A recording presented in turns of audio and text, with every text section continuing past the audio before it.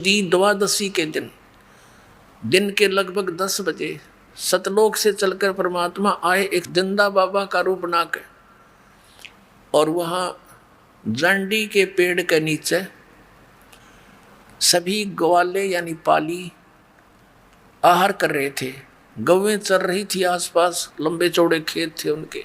परमात्मा एक साधु रूप में उसके साथ से आते हुए नजर आए। वह रास्ता था साथ के कबलाना गांव से छुडानी गांव की तरफ पैदल जाने का रास्ता। पैदल एक प्यादा था। जब परमात्मा साधु रूप में उन बच्चों के पास, पालियों के पास आए जांडी के पेड़ के निकट, तो उसमें अतिथि सेवा बहुत किया करते थे। पालियों ने कहा, महाराज जी राम राम। परमात्मा ने कहा, भाई राम राम। महाराज जी आ जाओ, भोजन पा लो, भोजन खा लो। परमात्मा ने कहा, भी भोजन तो मैं खा के आया हूँ अपने गांव से। आपका गांव कहाँ है? पालियों ने पूछा। कितनी दूर है यहाँ से? आपके गांव का नाम क्या है? तो परमात्मा ने बताया, मेरे गांव का नाम सतलोक है और यहाँ से वो 16 शंख कोश की दूरी पर है। बच्चा ने के मेरा शंख के है। उन पालियों ने अनपढ़ थे, उन्होंने सोचा 16 कोस की दूरी पर होगा। कन्वेंस पहले से थे, कोई नहीं, दूर के गांव को नहीं जानते थे आपस में। तो उन्होंने ऐसे सोचा होगा कोई सतलोक गांव। कहा कि महाराज जी भोजन नहीं खाते तो दूध तो पीना पड़ेगा, हम अतिथि को ऐसे जाने नहीं देते। परमात्मा ने कहा, भाई मैं कंवारी गाय का दूध पीता हूँ और दूध पिलाना है तो पिला दो। बैठ गए।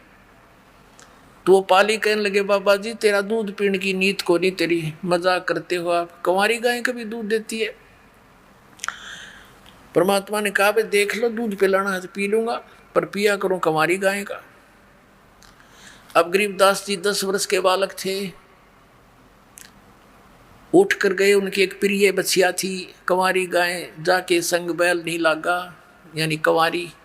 उस बछिया को गले से पकड़कर रस्सी ले आए और कहा, महाराज जी देखियो, इसके बच्चा तो है नहीं, दूध कैसे देगी ये? परमेश्वर कबीर देव जी ने कहा कि तुम्हारे पास कोई पात्र है, छोटा सा पात्र हो जिसमें दूध निकालेंगे। उन्होंने बताया, जी एक छोटा सा बर्तन है मिट्टी का, छोटा मटका, जिसमें 5-7 किलो दूध आ जाता है। कोई तरल पदार्थ पानी वगैरह आता था, वो लस्सी लाते थे उसमें। वो साफ करके इधर रखा था, साफ कर लिया जैसे भी। तो कहा कि इस बर्तन को इसके सतन के नीचे लेकर बैठो। गरीबदास जी बैठ गए पकड़ के। 10 वर्ष के बालक। परमात्मा कबीर देव जी ने जिंदा महात्मा के रूप में खड़े थे। उस बछिया की कमर पे आशीर्वाद भरा हाथ यानी थपकी मार दी। ऐसे लंबे लंबे सतन हो गए और दूध की धार चल पड़ी। जब वो पात्र भर गया, वह बंद हो गई। गरीबदास जी ने कहा, हे महाराज आपने तो कमाल कर दिया, लो दूध पी लो। अब परमात्मा ने आधा दूध पी लिया, आधा छोड़ दिया और कहा, ले भाई बच्चों ले लो ये प्रसाद, तुम भी बांट लो। वो बड़े बड़े जो पाली थे वो कहने लगे, हम ना पीवा जादू जंत्र का, पाप का दूध कंवारी गाय का काट दिया, निकाल दिया, और तू ना जाने के जादूगर, और तेने झूठा कर दिया, पता नहीं तू किस जात का है, हम ना पीवा तेरा झूठा दूध। वो तो उठ कर चले गए, घबरा भी गए कि तो जादूगर सा दिखा है। वो तो दूर चले गए और रह गए अकेली प्यारी आत्मा उनकी, गरीबदास साहिब जी। तब उनके परमात्मा और उस प्यारी आत्मा की काफ़ी गोष्ठी हुई। तब गरीबदास जी ने कहा, भगवान सचमुच ब्रह्मा विष्णु महेश इन देवताओं से ऊपर भी कोई भगवान है? कहाँ कोई ऐसा स्थान भी है जहाँ कभी जन्मते मरते नहीं, जैसा आपने बताया? कृपा मुझे एक बार वो दिखा दो। दाता ने तो दिखाना ही था, उसको गवाह बनाना था। उस आत्मा को लेकर के ऊपर गए। ब्रह्मा विष्णु महेश जी की राजधानियाँ दिखाई, ऊपर लोक दिखाए, उन लोगों में स्वर्ग दिखाया। स्वर्ग में रहने वाले व्यक्तियों से बात कराई, तू कितने दिन रहेगा स्वर्ग में? वो कहते हैं, जी मेरा तो टाइम आ लिया, मेरी तो पूंजी खत्म हो ली। परमात्मा ने पूछा, कहाँ जाओगे? पता नहीं कहाँ जाएंगे। इस स्वर्ग के अंदर एक और समस्या है, 3 वर्ष पहले उनको पता लग जाता है तुम्हारी इतना समय स्वर्ग का रह गया, फिर कहाँ जाएंगे? नरक में भी जाना पड़ सकता है, गधे भी बनना पड़ सकता है। अब 3 वर्ष पहले तो उनका खाना पीना छूट लेता है उस स्वर्ग के अंदर। फिर दिखाया परमात्मा ने ऊपर ब्रह्मलोक दिखाया, वहाँ नकली वो बना रखे इस काल ने, नकली सतलोक, नकली अलखलोक, अगमलोक, अकयलोक नकली बना रखे स्वर्गलोक ब्रह्मलोक के अंदर। फिर धर्मराज के न्यायाधीश के लोक में गए। जब धर्मराज के पास परमात्मा पहुंचे और साथ में वो गरीबदास साहिब वाली आत्मा, तो जो ही धर्मराज के दरबार में परमेश्वर ने प्रवेश किया इस 21 ब्रह्मांड के न्यायाधीश के लोक में, तो न्यायाधीश खड़ा हो गया वो और अपना आसन छोड़ दिया और कहा आओ बैठो भगवान। और परमात्मा वहाँ बैठे नहीं, जैसे एक ऊंचा अधिकारी अपने छोटे कर्मचारी पर जाकर उसको आदेश देता है और वो अपनी कुर्सी त्याग कर खड़ा हो जाता है और सलूट मारता है, जी सर, जो एक शिष्टाचार होता है। ऐसे धर्मराज खड़ा होकर करबद्ध होकर और जो भी मालिक आदेश दे रहे थे सिरोधार्य कर रहा था। अब ये प्रसंग अलग है, यहाँ इसको चैप्टर को आगे नहीं बढ़ाएंगे। तो फिर सतलोक में लेकर गए। सतलोक में क्या देखा आदरणीय गरीबदास साहिब जी ने कि वहाँ एक बहुत बड़ा गुम्बज है, बहुत बड़ा एक स्तूप है, उसके बीच में ऊंचे सिंहासन पर परमात्मा विराजमान है और सिर पे मुकुट है, सफेद आसन है, सफेद सिंहासन है, सफेद ही परमात्मा का रूप है, शरीर है, रंग है और सफेद ही सारा लोक है। अब नीचे से जिंदा महात्मा के रूप में जो परमात्मा जा रहे थे, कबीर जी गए थे सतलोक में, वहाँ अपने ही दूसरे तेजों में रूप के ऊपर चंवर करने लगे, वहाँ से उठाकर, जैसे एक सेवक अपने गुरुदेव पर किया करता है। अब गरीबदास जी ने सोचा कि ये बाबा जी तो यहाँ का कोई नौकर नाकर होगा, सेवक, और भगवान तो यूं है जो तख्त पर बैठा। अब थोड़ी सी देर में क्या हुआ कि जो सिंहासन पर विराजमान थे भगवान, वो तेजों में शरीर वाले तो खड़े हुए और जिंदा महात्मा के रूप में जो नीचे से गए थे भगवान, वो उस और ऑल कंट्रोलर के सिंहासन पर विराजमान हो गए और वो तेजों में शरीर वाला भगवान चवर उठाकर उस जिंदा वाले रूप पर चंवर करे, नौकर की तरह, सेवक की तरह। अब गरीबदास जी ने सोचा भाई बाबा जी पे भगवान सेवा करे इसकी।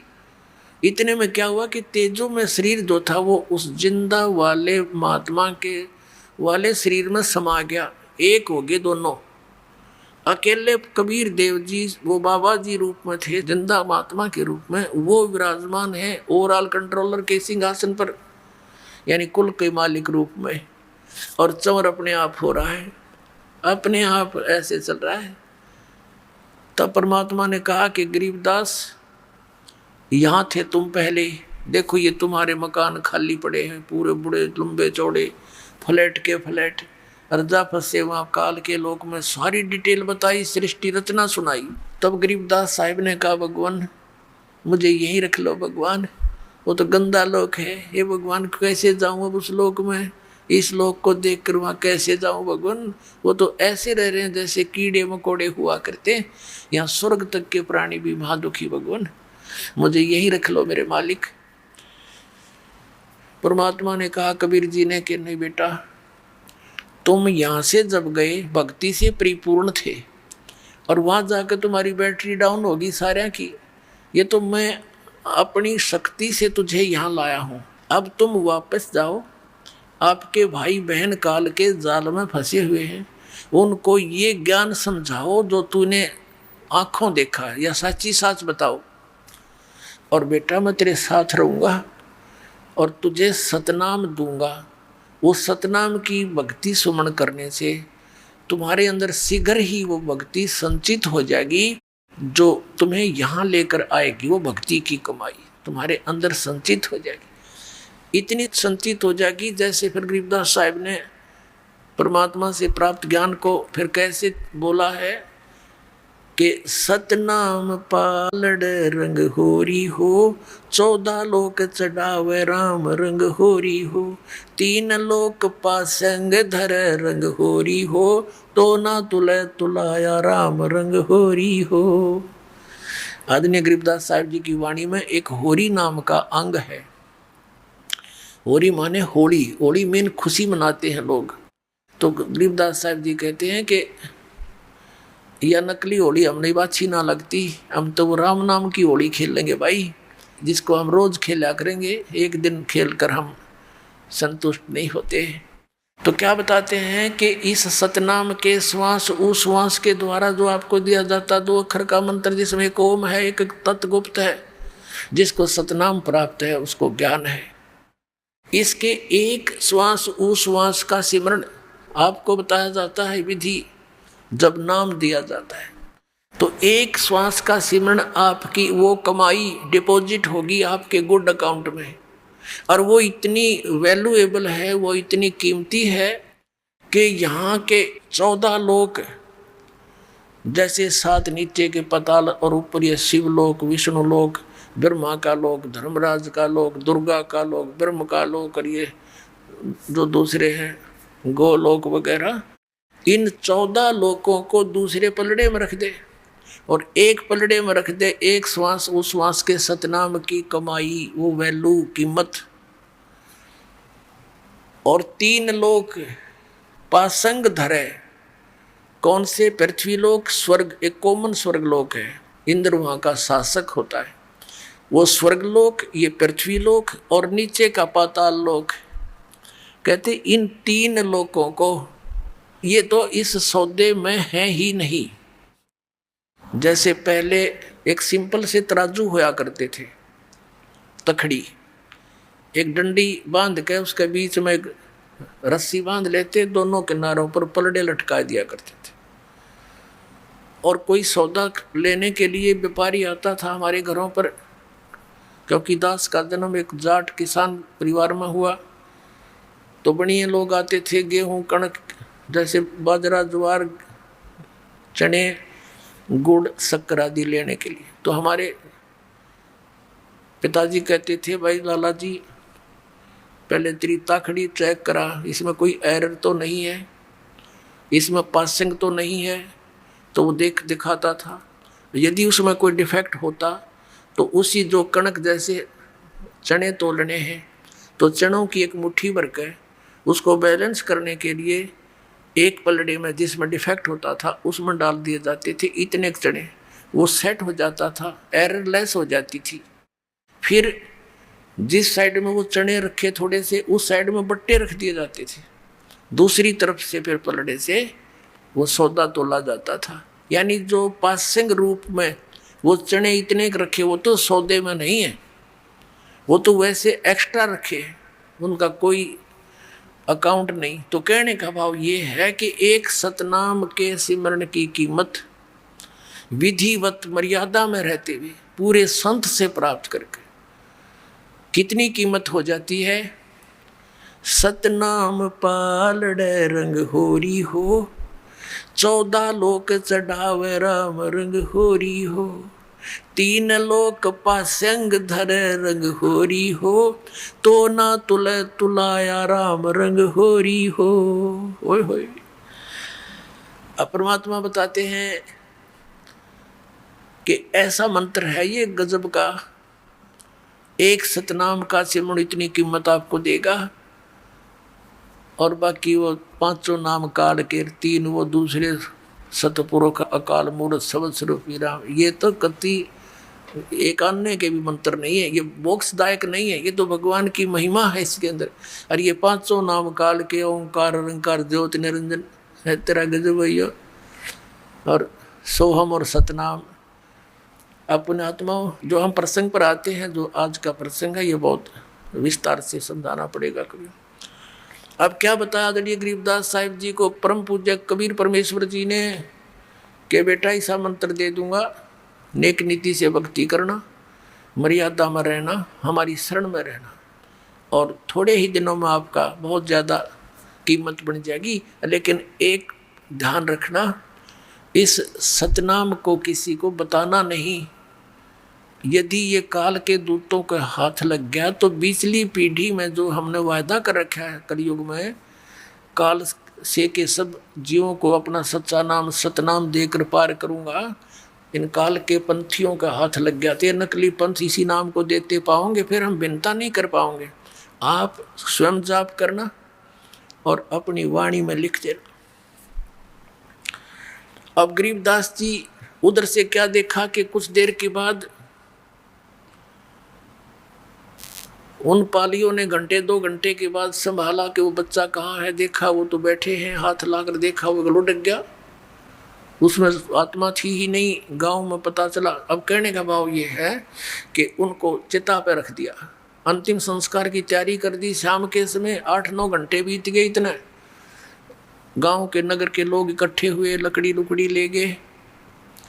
तब परमात्मा ने गरीबदास जी की आत्मा को वापस भेज दिया, उस प्यारी आत्मा को शरीर में।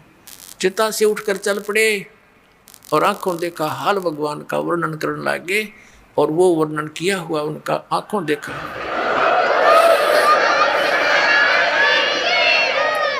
तो उस परमेश्वर के विषय में जो आंखों देखा हाल था, आदरणीय गरीबदास साहिब जी ने किस प्रकार परमात्मा की महिमा को बताया है, वो आपके सामने अब सुनाते हैं। अपने आत्माओं, जैसे तुलसीदास जी ने रामायण चौपाइयों के माध्यम से बोली है, लाखों वर्ष पहले की बीती हुई घटनाएं श्री रामचंद्र की जी के समय में, और आज वो सबको मान्य हैं। इसी प्रकार आदरणीय गरीबदास साहिब जी ने, उनकी जैसे तुलसीदास जी की दिव्य दृष्टि खुल गई थी, ज्ञान योग खुल गया था, इसी प्रकार गरीबदास जी का ज्ञान योग समर्थ शक्ति ने खोल दिया, उसके अंदर अपना ज्ञान फीड कर दिया, सच्चाई।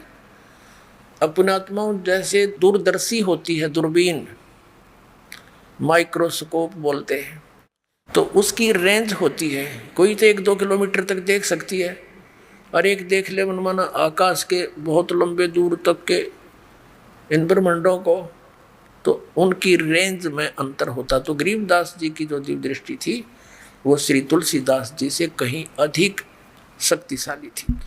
अब जिस प्रकार तुलसीदास जी की कृत रामायण को हम सत्य मानते थे, ऐसे ही गरीबदास कृत परमात्मा की महिमा को हमने सत्य मानना। देखना, आप सुनाते हैं आपको।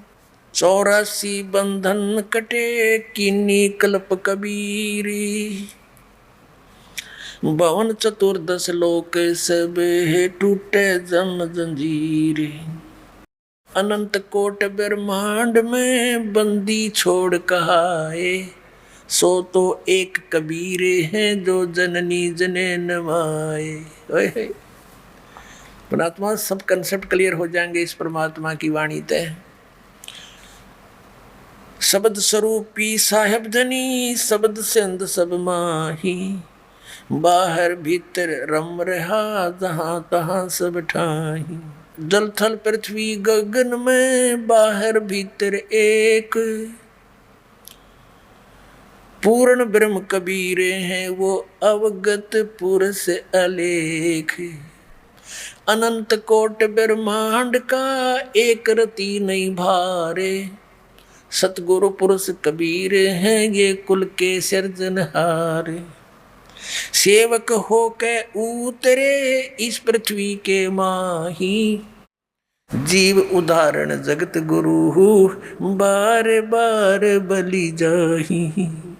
अब आदरणीय गरीबदास साहिब जी परमात्मा से परिचित होकर के क्या बताते हैं कि वो सारी सृष्टि के रचनहार कुल मालिक हमारे पिता, सेवक होकर उतरे कबीर दास को आए कबीर दास, सेवक होकर उतरे इस पृथ्वी के माही, जीव उदाहरण जगत गुरु बार बार बलि जाही। जीव को धारण करने के लिए वो जगत गुरु यानी पूरे विश्व को ज्ञान देने वाले, सच्चा ज्ञान देने वाले वो जगत गुरु। और गरीबदास जी कहते हैं मैं बार बार बलिहारी जाऊं उस परम पिता पे, उसने कैसे दया करी हमारे ऊपर। काशीपुरी कष्ट किया उतरे अदर अधारे, मोमिन को मुजरा हुआ वहां जंगल में दीदारे। कहते काशीपुरी में परमात्मा का आगमन हुआ और उतरे अधर आधार, वो किसी माँ से जन्म नहीं लिया, ऊपर तो आए अधर अधर तय, यानी ऊपर से आए नीचे। और मोमन को वहाँ मिले उस मुसलमान दुल्हे को जंगल में सरोवर के ऊपर। अब वो उनकी कितनी शोभा वर्णन करते हैं। कोट किरण शशि भाने सुध आसन अदर विमाने, पर सतपूर्ण ब्रह्म को शीतल पिंड और प्राणे। अब नीमा ने गोदी में ले रखा था परमात्मा को, जिस भगवान के नाम लेने से आत्मा भर आती है कि वो इतने दुखी हो रहे हमारे लिए। और हमारे बाप में भी कौन नहीं, हमारा पिता हमारे पीछे पीछे घूम रहा है, हमने काल की भांग पी रखी है। कबीर साहब कहते हैं, कबीर ये माया अटपटी सब गट आण अड़ी, और किस किस ने समझाऊं या कुएं भांग पड़ी। अब वो हमारे साथ लिए भटक रहे हैं, जिस परमात्मा के गुणगान सब ग्रंथ कर रहे हैं, और वो एक उस पुण्यात्मा की गोदी में है। अब उसको कितना अनुभव आनंद का हो रहा होगा पुण्यात्मा, अब कोई जीव नहीं उसको वर्णन कर सकती। अब क्या बताते हैं गरीबदास साहब जी, कोट किरण शशि भाने सुध ये आसन अदर विमाने, पर सत यानी छूते ही उस पूर्ण ब्रह्म को, और नीमा के शीतल पिंड और प्राण, एकदम शांति सी होगी। नीमा ने परमात्मा को कैसे प्यार किया, गोद लिया मुख चूम कर वो हेम रूप झलकनते, जगर मगर काया करे जैसे दमके पद्म अनंत। माँ ने यानी एक मातृभाव से बालक को जैसे प्यार किया करते, मुंह चूम के और सीने से लगाया। इतना सुंदर शरीर परमात्मा का जैसे सफेद बर्फ होती है, हेम रूप झलकंत। हिम हिम माने बर्फ, सफेदी जो बर्फ की है वो सबसे अधिक मानी गई है। तो कहते हैं वो स्नो व्हाइट कलर था मालिक का, इतनी सुंदर सफेद शरीर था। अब क्या, जब घर पर लेकर आगे बालक को, तो परमात्मा को देखें और के बोले, आपस में एक दूसरे की डिस्कस करते हैं। काशी उमटी गुल भया ये मोमन का घर घेरे, कोई कहे ब्रह्मा विष्णु है, कोई कहे इंद्र कुबेरे। के सिंपल चाइल्ड नहीं है ये, एक साधारण सामान्य बालक नहीं है, इतना सुंदर ऐसा रूप इसका। तो कहते हैं काशी उमटी, यानी उमड़ का आगे पूरी काशी के नगर राजा तक भी आगे वहां देखने के लिए। काशी उमटी गुल भया, सारा शोर मच गया, और मोमन का घर घेरे, चारों तरफ तो घेर लिया घर उनको देखने के लिए। टोल के टोल गीत गाते औरतें, और कोई कहे ब्रह्मा विष्णु है, कोई कहे इंद्र कुबेर। जो भी देख कर जानो करो, ऐसा बालक तो देखा ही नहीं, जैसे खुद भगवान श्री कृष्ण आ रहे हो, भगवान शंकर आ रहे हो सकता है इंद्र और कुबेर मत आ रहे हो धन के देख। कोई कहे वरुण धर्म राय है, कोई कहते है ईश, 16 कला सुभान गति ही, कोई कहे जगदीश। भक्ति मुक्ति ले उतरे वे मेटन तीनों ताप, मोमन के डेरा लिया ये कहे कबीरा बाप। कहते वो परमात्मा सबका मालिक, और उस एक जुलाहे धानक को, एक मुसलमान जुलाहे धानक को, और परमात्मा पिताजी बोलते हैं, बाप कहते हैं। कोई कहे छल ईश्वर नहीं, कोई किन्नर कहलाए, कोई कहे गण ईश का जो जो मात्र साए। अब जैसे जितने नाम धरे ना उस बालक के ऊपर, कहते हैं उतना ही वह निम्मा उनने धमकावे। क्यों मेरे बच्चे का नजर लगाओगे तुम, कोई कुछ कह रहा है, कोई कुछ कह रहा है। खलक मुल्क देखण गया वहाँ राजा परजारीत, जम्बू दीप जिहाने में वो उतरे शब्द अतीत। दुनी कहे यू देव है, ये देव कहते हैं ईश, ईश कहे ये पार ब्रह्म है पूर्ण विश्व बीश। अपनात्माओं, अब क्या बताते हैं जो दास आपको वेदों और इस सत्य कथा से आपको प्रमाणित करना चाहता है कि कौन भगवान है, कहाँ प्रमाण है। एक तो आंखों देखा प्रमाण, ये एफिडेविट गरीबदास जी दे रहे, और फिर आपको वेदों में दिखाएगा दास और फिर कबीर परमात्मा जी की लीला जो 600 वर्ष पहले आदरणीय धर्मदास जी ने लिखी थी अपने कर कमलों से, वो दिखाएगा तो हम अपने भगवान को समझ लेंगे, पा लेंगे। अब क्या बताया है, दूध न पीवे न अन्न बके न पलने झूलनते अदर अमान ध्यान में ये कमल कला फूलनते। अब क्या बताते हैं कि 25 दिन के हो गए भगवान कबीर साहब यानी एक लीला में शरीर में, और ना कुछ अन्न खावे ना कोई दूध पीवे, और स्वस्थ ऐसे जैसे रोज 1 किलो दूध पीता हो बालक, इतना स्वस्थ शरीर, और जैसे कमल की तरह कहते हैं एकदम शरीर बढ़ता दिखा उनका। कमल का एक नेचर होता है, स्वभाव है। कमल का फूल किसी सरोवर में हो और उसमें जब जल भरना शुरू कर दिया जाए तो जितना स्पीड से जल ऊपर होगा तो कमल का फूल वो पौधा उतना ही साथ के साथ उसे ऊपर रहेगा, इतनी स्पीड तो बढ़ जाएगा। तो यहाँ क्या बताना चाहते हैं, उससे तुलना कर रहे हैं आदरणीय गरीबदास साहब जी की। स्वस्थ तो ऐसा दिखे जैसे रोज किलो दूध पीता हो बालक, लेकिन खा पी कुछ नहीं रहे थे। तो नीमा को चिंता हुई, रोने लगी बुरी तरह के, ये बालक मरेगा, कुछ खाता पीता नहीं, अब तो ये कुछ ही घंटों का ही मेहमान है। बहुत बुरी तरह विलाप करने लगी। अब परमात्मा कहते करे करावे साइया मन में लहर उठा, रो रही थी अपने भगवान शिव जी को याद कर करके कि हे भगवान शिव जी, हे दाता, या तो ये बालक देना ही नहीं था, अपना रो पीट के समय पास कर रही थी। अरे परमात्मा, अब ये दिया है वापस ले रहे हो, अब ये आपकी दासी, अब जीवन नहीं इस बिना, ये फाइनल फैसला। ये तो मालिक अंतर्यामी थे, समझ गए थे अब बुढ़िया मरेगी, इतना मर तक के दे, क्योंकि वो नहीं मरना था, वह कितने मरे थी, पर उसका भय बढ़ गया कसूता और उसको संतुष्टि हो नहीं सकती। तो परमात्मा ने शिव का रिमोट दबाया, शिव जी भगवान का। शिव उतरे शिवपुरी से वो अवगत बदन विनोदे, मैं के कमल खुशी भये जब लिया ईश को गोदे। अब कबीर साहब ने प्रेरणा की भगवान शिव जी को कि तेरी कौन आत्मा तुझे याद कर रही है, ऐसी विलाप कर रही है। तो वहाँ एक साधु रूप बना के, महात्मा का रूप बना के शिव जी आके खड़े हो गए वहाँ और कहा, माई क्यों रो रही है? और वो रो रही थी, एक बार सरसरी सी नजर देख कर रो रही थी कि बाबा जी केले रहे, बड़ा कुछ खाता ना पीता।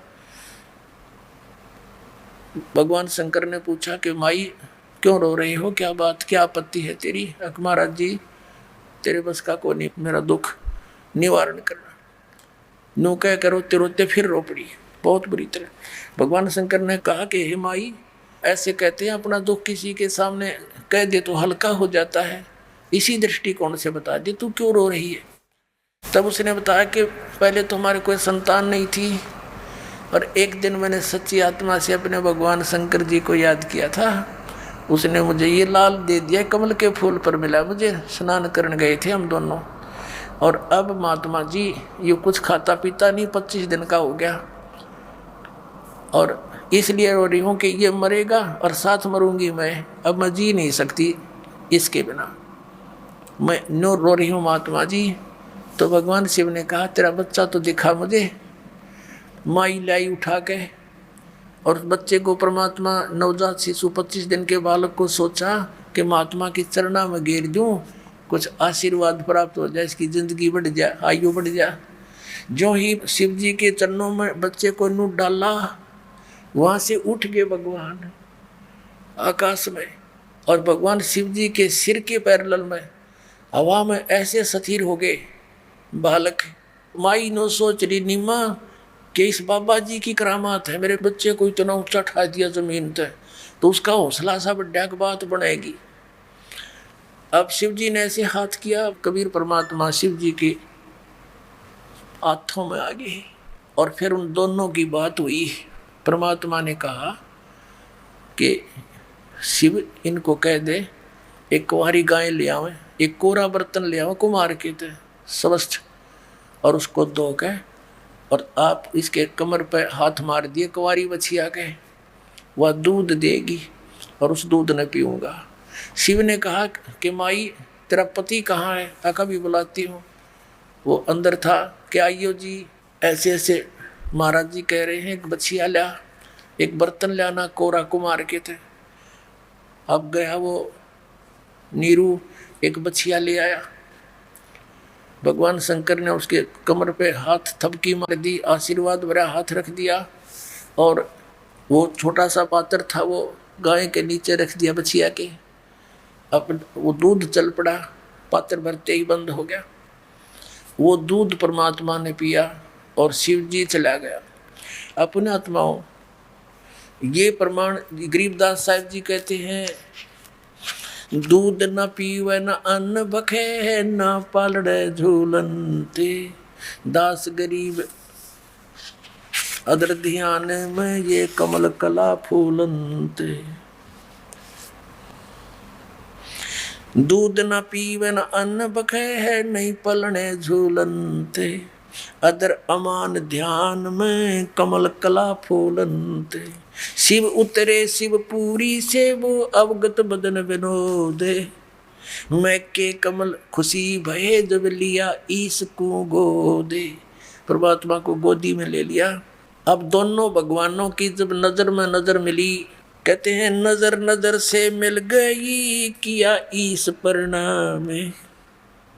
शंकर भगवान ने उस बालक को प्रणाम किया, गोदी में लिए मत्था टेका। और धन मो मन धन पूर्णा, ये धन का सीनी काम है, कि धन है इस नगरी का जहाँ ऐसे सिद्ध पुरुष आए। अब शंकर जी भी ना समझ सके ये कौन है। 7 बार चर्चा करी, बोले बालक बहने, शिव को कर मस्तक धरा, हल्ला मो मन एक धेनु। एक धेनु लिया, धेनु यानी गाय। अन ब्यावर को दूहत है, दूध दिया तत्काल, पीवे बालक ब्रह्म गति, ता शिव भय दयाल। अपना आत्माओं, ये तो आदरणीय गरीबदास साहिब जी की वाणी में स्पष्ट हुआ कि शिव जी वहाँ शिवलोक से आए थे, शिवपुरी तक, और परमात्मा के उनकी बातचीत हुई थी। और अपने आत्माओं, आदरणीय धर्मदास साहिब जी ने कबीर परमेश्वर जी की लीला 600 वर्ष पहले लिपिबद्ध की थी। और फिर काल के दूत कबीर पंथ में घुस गए, क्योंकि काल ने कहा था कि जब तुम जालोगे यहाँ पृथ्वी से, और तब आपका जो पंथ चलेगा, 12 नकली पंथ चलाऊंगा कबीर नाम से, और वो झूठे नाम देंगे शास्त्र विरुद्ध, और कहेंगे हम कबीर पंथी, और आऊँगे मेरे मुंह में, और कहते हैं 12 पंथ करूँ मैं साजा, नाम तुम्हारा ले करूँ आवाजा। और ये 12 पंथ नाम जो ले ही, सो हमरे मुख आन समोई, और अनेक पंथ में चलाऊं, या विद जीवों को भरमाऊं।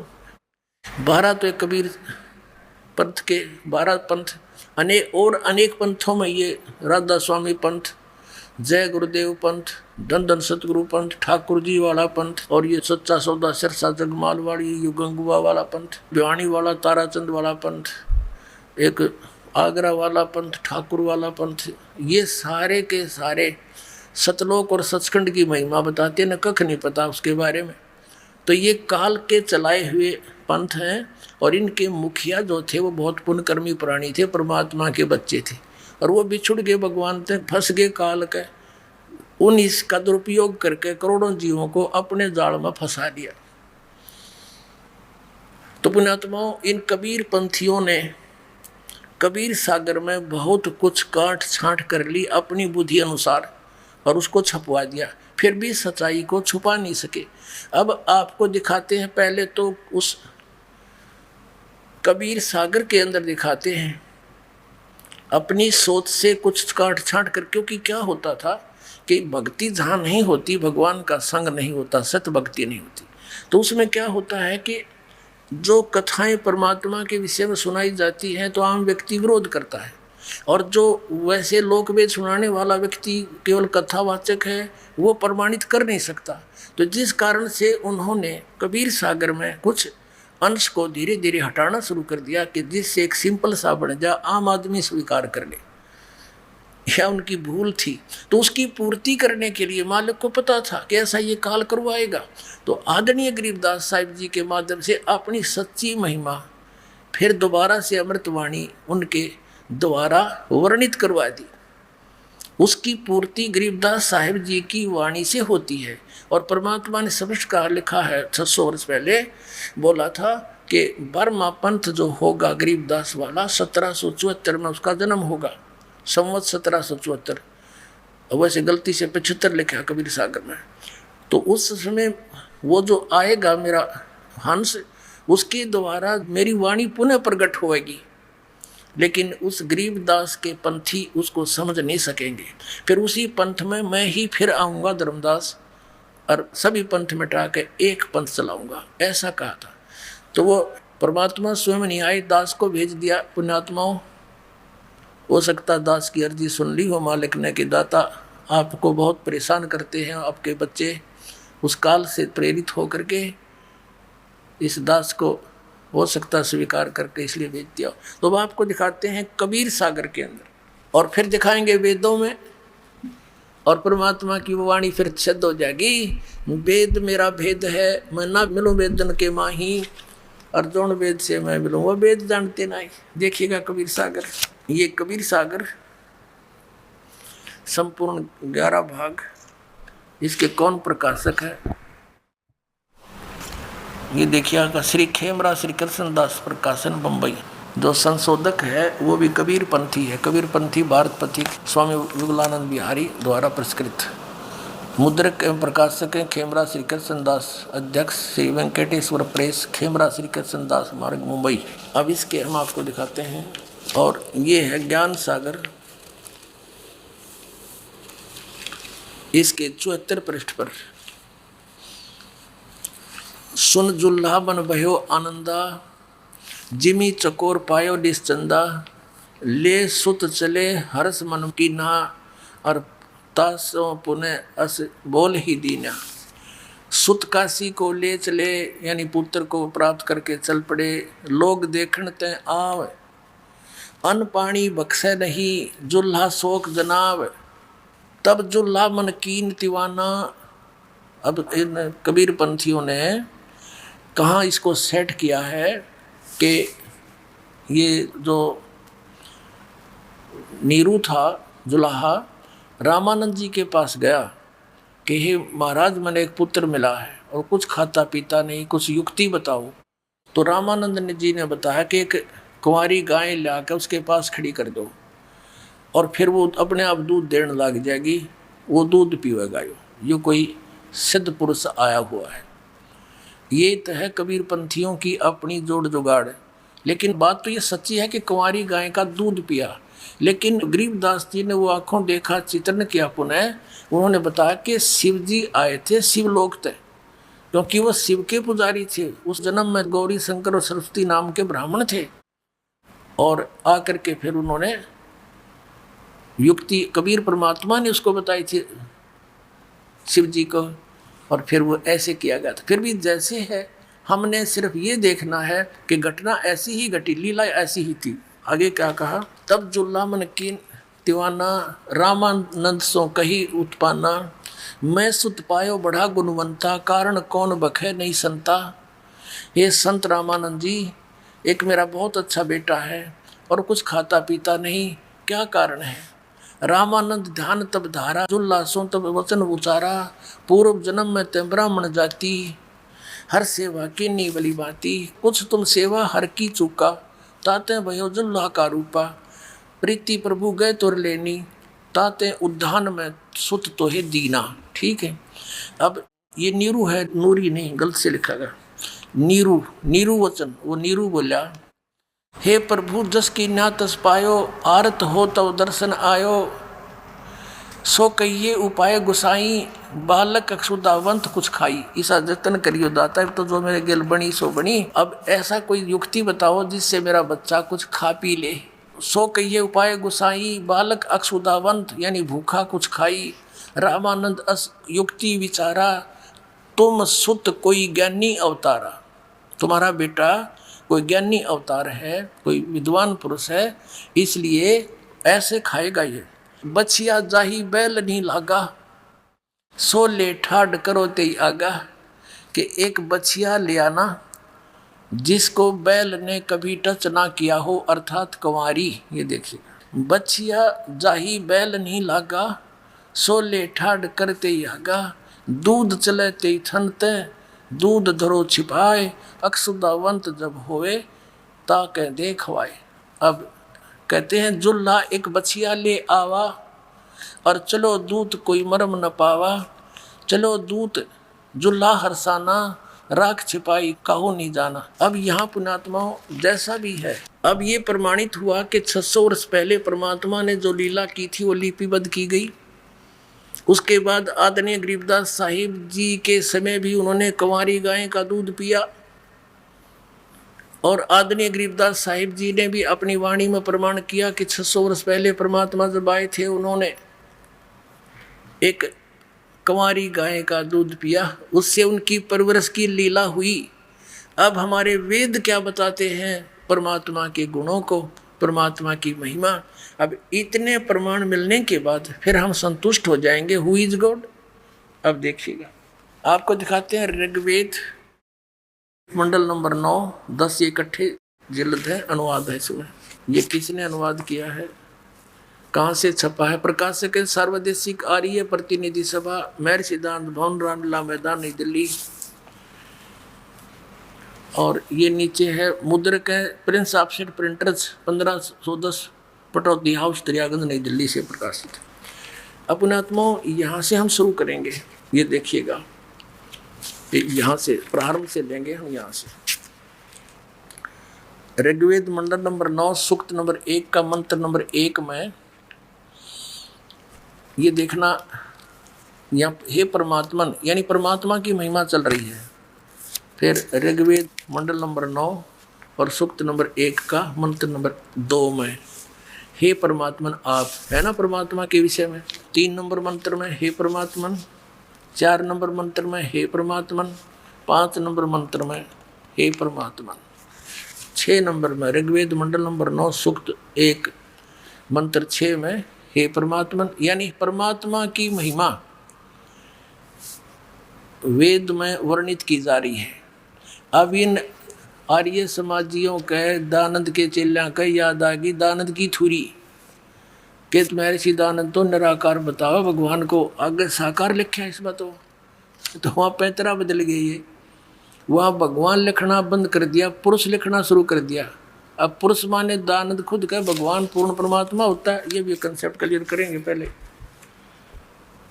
अब परमात्मा कहते हैं नो मन सूत उलझिया, ऋषि रहे जख मारे, सतगुरु ऐसा सुलझा दे, उलझन दूजी बारे। इन नकलियों ने इस आध्यात्मिक मार्ग के, इस अध्यात्म ज्ञान के 9 मन सूत को उलझा कर डाल दिया। सूत एक कच्चे धागा होता था जिससे कपड़ा बुना करते थे जुलाहे। तो परमात्मा को पता था, वो जुलाहों को ज्ञान होता था, 1 किलो सूत अगर उलझ जाता 1 हफ्ता खा लेता उनका। वो तोड़ नहीं सकते, टूट जाता, गांठ लग गए, गांठ लग गई तो कपड़ा अच्छा बना नहीं, धनी पैसा दे नहीं, उसकी दाढ़ी कटे। तो सारा दिन धीरे धीरे सुलझाया करते। परमात्मा कहते हैं वो 1 किलो सूत इतना दुखी कर देता है, और इन अज्ञानियों ने तो 9 मन सूत उलझा के घेर दिया, यो अध्यात्म मार्ग का। लेकिन कहते हैं सतगुरु ऐसा सुलझा दे, 9 मन सूत उलझिया ऋषि रहे जखमार, और सतगुरु ईसा सुलझा दे, उलझे ना दूसरी बार। अब ईसा सुलझा देंगे इसको दास, उस परमात्मा का दिए हुए ज्ञान को।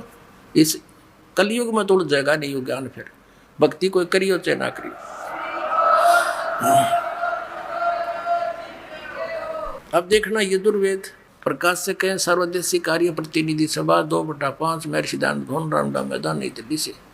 ये महर्षि दयानंद सरस्वती द्वारा इसका अनुवाद है, और ये यहाँ से प्रकाशित है Prince offset printers, 1510 Pataudi house, Daryaganj, नई दिल्ली से। अब इसके यजुर्वेद के अंतिम मंत्र को देखते हैं। अंतिम मंत्र, अंतिम अध्याय का। अब ये वेद ज्ञान भी ब्रह्म दे रहा है। ये है यजुर्वेद भाषा भाष्य 44वां अध्याय, 40वां अध्याय। हम 15 मंत्र दिखाते हैं आपको। ये वेद ज्ञान दाता अपना भी बता रहा है कि मेरा तो ओम नाम है, ओम करतो समर किलबे समर करतोम समर। फिर यहाँ बताया है 16वें मंत्र में कि उस परमात्मा के अग्नि ने सुपथा राय, यानी सुपथा माने सच्चे भक्ति मार्ग से परमात्मा की, अग्नि माने परमात्मा की सही भक्ति से उस परमात्मा की प्राप्ति होती है। और मेरा यो ओम मंत्र है, इसने अपना बता दिया।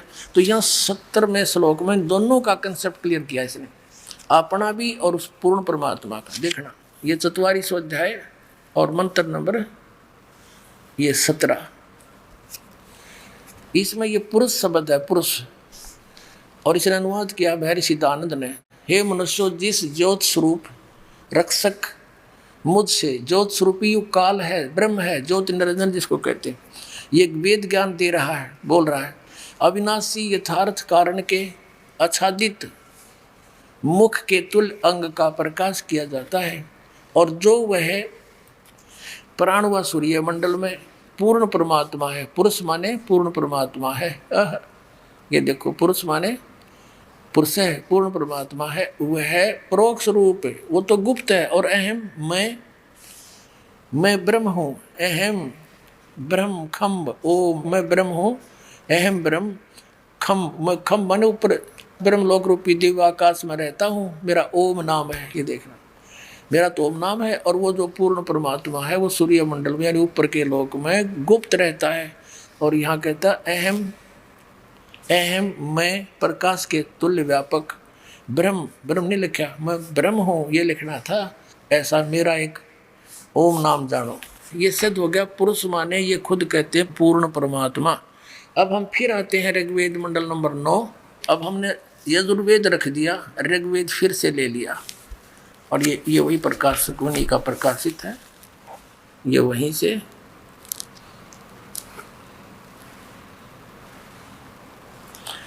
अब इसके हम यहाँ तक आगे थे, पढ़ते पढ़ते यहाँ तक तो इन्होंने ऋग्वेद मंडल नंबर 9 सूक्त 1 के हम 6 तक आगे थे। यहाँ इन्होंने परमात्मा की महिमा बताते हुए आ रहे, परमात्मा के विषय में जानकारी है। लेकिन इस 7वें श्लोक से इन्होंने पुरुष लिखना शुरू कर दिया। पहले तो ये कह रहे थे हे परमात्मा, यहाँ देख लो 5वें में हे परमात्मा, चौथे में हे परमात्मा, तीसरे में हे परमात्मा, दूसरे में हे परमात्मा, और यहाँ आके ये फिर अचल बचल हो गए, इनका याद आ गया। छठे में फिर हे परमात्मा, और 7वें में लिख दिया उस पुरुष को, उस परमात्मा को लिखना बंद कर दिया जानबूझ के। अब देखना 8वें में क्या है, उस पुरुष को, उस पूर्ण परमात्मा को उग्र गतियां प्रेरणा करती हैं। यानी एक ऐसी स्थिति जब आ जाती है, धर्म की हानि होती है, तो परमात्मा प्रेरित होकर के दुख देख कर अपने भक्तों का वो वहाँ से चल कर आते हैं, यहाँ लीला करते हैं। 3 प्रकार की स्थिति से, 3 प्रकार के शरीर की स्थिति से हम सबका कल्याण करते हैं, उदाहरण पोषण करते हैं। उस पूर्ण परमात्मा को, पुरुष माने पूर्ण परमात्मा समझना, उग्र गतियाँ प्रेरणा करती हैं। और भासमान शरीर को, वह पुरुष, भासमान माने तेजोमय शरीर को, सुंदर शरीर को, वह पुरुष यानी वो परमात्मा प्राप्त होता है। अच्छा सुंदर शरीर युक्त है वो भगवान। और आगे देखो यहाँ क्या होता है कि जिसमें उस शरीर में, वो शरीर कैसा होता है, उस शरीर में जिसमें 3 प्रकार के दूसरों को वारण करने वाला मधु में शरीर मिलता है। अपने आत्मा यहाँ देखना। ये अब ऋग्वेद मंडल नंबर 9 सूक्त नंबर 1 मंत्र 9 में हम आगे। अब क्या लिखा है, उस सोम, कच्चा नहीं छोड़ा परमात्मा ने, उस सोम स्वभाव वाले श्रद्धालु पुरुष को। अब यहाँ हम परमात्मा को लिख दें तो बहुत अच्छा रहे। ये सोम माने ये खुद भी, यहाँ देखो इसी के ऋग्वेद मंडल नंबर 9 के सूक्त नंबर 1 मंत्र 1 में ये सोम अर्थ है, सोम अक्षर है, शब्द है, इसका अर्थ परमात्मा किया है। तो हम यहाँ इस दृष्टिकोण से भी इसको परमात्मा लिख लेंगे। ऋग्वेद मंडल नंबर 9 सूक्त 1 और मंत्र 9 में। अब यहाँ शिशु रूप है, शिशु धेनु माने गायें, सनंती माने उसका धारण पोषण करती है। यहाँ देखना, उस सोम स्वभाव वाले पुरुष को यानी उस अमर परमात्मा को जो शिशु रूप धारण करके प्रकट होता है, अभी अधन्या, अभी माने सब प्रकार से यानी पूर्ण रूप से, अधन्या माने अहिंसनीय नहीं, बिना धनाई, धेनव माने गौवे, और उसकी तृप्ति करती है। इन हद पता था नहीं सिर पैर का, इन तड़ंगा अडान तो मतलब था, फिर भी परमात्मा ने सच्चाई छुपन नहीं दी। कहते हैं चोर चुरावे तुमड़ी और गाड्डे पानी में वो गाड्डे हुआ ऊपर आवे न, सच्चाई छनी ना। अभी न खूब चेष्टा की उड़ज पुड़ज करने की, वो पुरुष और फलाना पुरुष, यह सब लिखा कि उसको यानी अभी अधन्या, अधनी माने बिना धनाई, और अभी माने कति कंप्लीट यानी कंवारी अनटच्ड, जाके संग बैल नहीं लागा, कंवारी बछिया, इसका ये स्पष्ट हो गया। फिर देखें उस परमात्मा को समझो जो शिशु रूप धारण करके प्रकट होता है, अभी अधन्या यानी सब प्रकार से अहिंसनीय माने बिना धनाई, गौवे यानी कंवारी गौओं से उसकी तृप्ति करती है, उसकी परवरिश की लीला होती है। बोलो सतगुरुदेव की जय हो।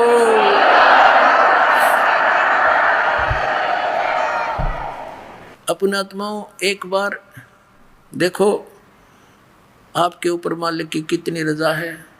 बहुत गर्मी थी, बच्चों का दुख भगवान से कहते देखा नहीं जाता, और कितना बढ़िया मौसम कर दिया कि मेरे बच्चे मेरी महिमा को सुनेंगे, इनकी आत्मा प्रफुल्लित होगी, इनकी भूल मिटेगी। एक बार गोरखनाथ और कबीर परमेश्वर की चर्चा होगी। गोरखनाथ जी पुणात्मा, ये जो सिद्ध पुरुष हैं, जो जिनको हम मोक्ष प्राप्त मानते हैं, ये मोक्ष प्राप्त नहीं है, इनको इन चार मुक्तियों में से एक प्राप्त हो जाती है। और कुछ एक ऐसे होते हैं कि वो पितरलोक में विराजमान है, वहाँ से जब चाहें यहाँ आ जाते हैं, अन्य रूप बनाकर कोई पहचान नहीं सकता। स्वामी रामानंद जी का बहुत बड़ा बोलबाला था, और वैष्णव परंपरा के वो प्रचारक थे। विष्णु जी का प्रचार घना हो गया तो ये नाथों को चिंता होगी, जो शिव जी के उपासक है तमोगुण के। तो इस गोरखनाथ भी शिव जी का उपासक था, तो इसने आकर के रामानंद जी के साथ गोष्ठी करने की ठान ली। अब उनको ये नहीं मालूम था ये गोरखनाथ जी है, एक सिद्ध हैं बहुत बड़े आए हैं, रामानंद जी से चर्चा करेंगे। रामानंद जी घबरा गए कि इन सिद्धों के पास जंतर मंत्र सिद्धियाँ होती हैं, और ये सिद्धि दिखा देगा, सब मुझे फेल कर देगा, लोग ताड़ी बजा देंगे, पहले बात गई काम थे। एक बार गोरखनाथ और कबीर परमेश्वर की चर्चा होगी। गोरखनाथ जी पुणात्मा, ये जो सिद्ध पुरुष हैं, जो जिनको हम मोक्ष प्राप्त मानते हैं, ये मोक्ष प्राप्त नहीं है, इनको इन चार मुक्तियों में से एक प्राप्त हो जाती है। और कुछ एक ऐसे होते हैं कि वो पितरलोक में विराजमान है, वहाँ से जब चाहें यहाँ आ जाते हैं, अन्य रूप बनाकर कोई पहचान नहीं सकता। स्वामी रामानंद जी का बहुत बड़ा बोलबाला था, और वैष्णव परंपरा के वो प्रचारक थे। विष्णु जी का प्रचार घना हो गया तो